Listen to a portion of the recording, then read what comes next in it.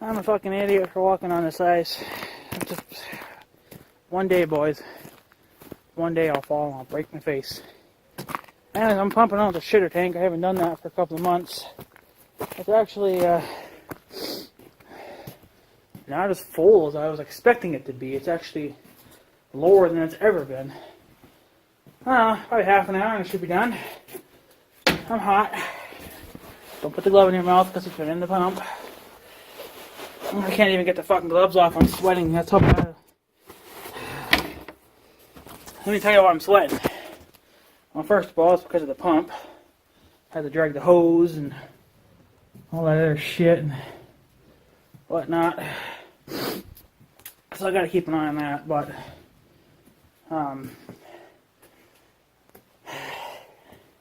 let me put it to you this way, okay? We're gonna talk about the tractor again. It just keeps adding up. That's gonna be the title of this video. It just keeps adding up. Let me tell you. I made up a jumper wire that Crazy JD Kid was recommending to do to figure some stuff out. So I made up this jumper cable out of some ground wire. What I ended up doing was I made this end. I was going to say I cut a lot of the sheeting off. I was going to wrap that around that wire to see if that would work, right? And then the other end, he said to use a paper clip or something like that. And that's what I did. There is a connector in there, like a double connector, so that's not coming out. I just wrapped it in electrical tape to make sure that it wouldn't come out. I'm going to save the wire. You never know, it might be useful for something else someday. The first thing first is that wire for that aftermarket gauge they put in, not coming out. Yes, it's bolted in the back. It still don't come out. There's some kind of a little square plate behind that, and that's not coming out. So that's not meant to come off. I think the reason why there's that bolt there is just so you can kind of adjust the gauge so it's not cockeyed or something, you know. Okay, so I'm not gonna force it to come out and break it and whatever. I'm just gonna leave it for right now. But I did find something very interesting, and there is a picture of it. I will post it somewhere here in the video whenever I get to talking about it.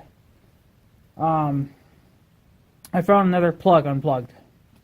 Now, there's that one that Crazy JD Kid was talking about that he thinks was for the oil pressure. But it's not blue, I guess, like it's supposed to be.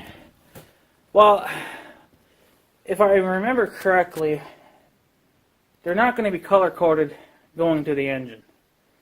They're going to be painted the same color as the engine. So that's the reason why they're red by the engine. Because they paint it so it's harder to see them.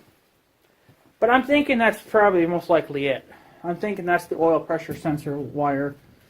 It's just that they removed the sensor. And I know this for a fact because I just found out that there's another sensor wire where the coolant wire goes, the sensor for the coolant. And there's, if you see the picture, that's another plug that's unplugged behind the alternator, but it goes into the sensor.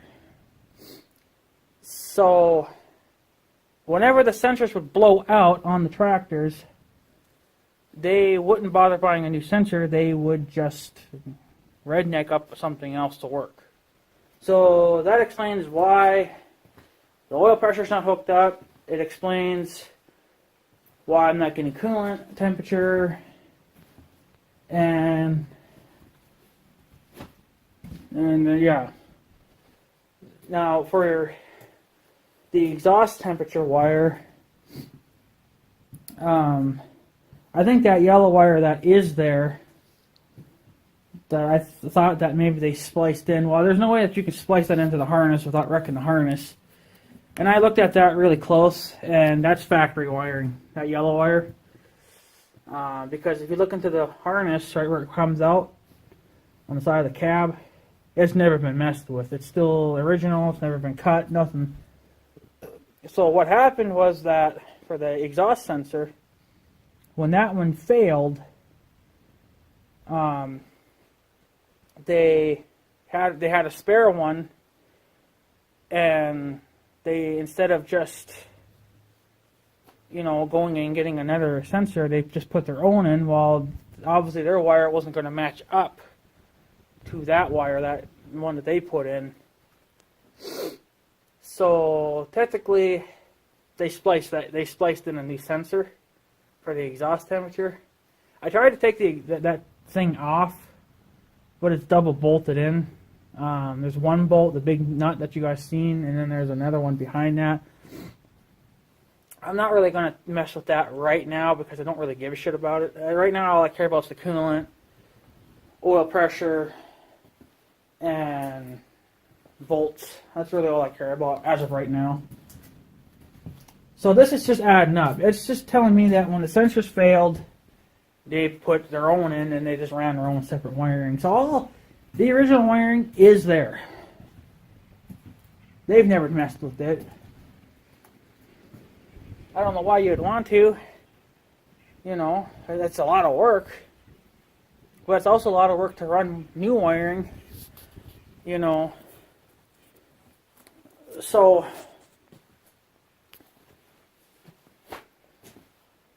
yeah, so that's what's going on. They just, when the sensors would fail, they would just remove them, put their own stupid ones in, and then it would look like shit, and then they'd have to put in an aftermarket gauge to work with it. Why they couldn't do that with the oil pressure side as well, I'll never know, but I'm going to bet my money on those two wires that, you know, the oil sensor wire that Crazy DD Kid mentioned, and then the one that I found on behind the alternator, and it's just long enough to reach the coolant sensor too. So I'm going to bet my money on that when the sensors would fail, they just put their own in. So I guess they didn't want to spend the $45 for a new sensor. Because, I mean, that wiring and that gauge they probably already had. They probably had that in an older piece of equipment that was probably no longer running, or they had a junked vehicle or something and they didn't need it in there anymore. And they decided to put it in this tractor. So, but the only thing that doesn't work is the voltmeter, but I'm thinking it's just the gauge, because the gauge don't come on. And I didn't notice any extra wires as of right now anyway that have been disconnected from the alternator, because you think that's where the volt wires would go to, you know. But I don't know for sure, but I'm not going to know, guys, until I do just order the gauge. And then once I order the new gauge, that'll tell me a lot. I know that IH Lover guy, boy, or whatever your name is, he was saying something about that usually the wiring harness and then the gauges really don't ever quit. It's usually the sensors. 99% of the time, yeah, it's usually just the sensors that blow out, but there can be the occasional gauge that will quit as well. You know, it just could have been defective from the factory and just never quite worked right, and then it just finally quit. Even though that's kind of hard to believe, because back in the 70s, things were made to last compared to nowadays stuff. So it's probably just a freak gauge that quit, you know, it's just a freak thing. So I'm just going to order a new gauge, and if that still don't solve my issue, then I know it's something else. But the thing is that I don't notice any wires missing on the back of that harness in the dash. And even Crazy DD Kid kind of pointed it out, and he said which wire does what, and there's nothing missing that I can tell anyway. I don't understand why you would go through all that trouble to tear that apart to just disconnect it or cut a wire. Like, you already did disconnected it by not hooking it up to wherever it had to go, like, you know, the antifreeze sensor. You unhooked it from the motor.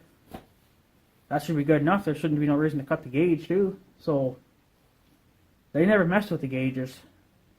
So telling me that the voltmeter probably just quit. You know, the gauge, it just quit. So I'm going to keep it though. I'm not going to throw it away, because if I'm going to talk to the young guy when I do see him, and I'll ask him, well, if he can repair those digital tacks, can he repair those little ones too? And I'll just send that in and have it repaired as well. whenever I decided to get the digital tach repaired.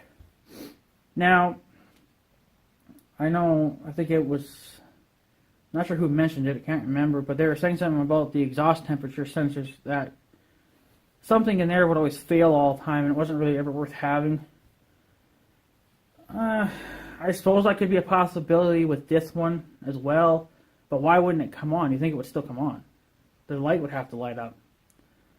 So it's just telling me that probably that part of the digital tach's not working, because remember, it's not working on the miles per hour either, but it is coming on. It's just not reading the numbers, meaning that sensor is probably bad too. Because I think there is a sensor for the miles per hour. I think I've seen that in the book. There's some kind of a little sensor for that, to sensor ground speed. Well, I'm not going to really give two shits about that. So I'm not going to really worry about it too much. But for the exhaust temperature wire, if I was to get a new sensor, I would probably have to cut their mess off and completely rewire it so it would fit current connections, because theirs is not going to fit, different styles. There's probably different styles out there, and it's not going to fit to that. And if you notice that sensor that was for the coolant is burnt, or it's melted on the tip, that's because it was touching the engine block. And that's what they had it tucked up behind the antifreeze filter, or the coolant filter, or whatever. It was stuck behind there, and it was touching the block. So got hot and melted. I don't know if I can use it or not, but if not, I will have to cut it off and unfortunately put my own on.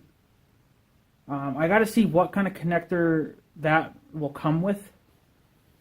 It looks like it'll just end up being a flat spaded kind of connector, so I got some of those that should work.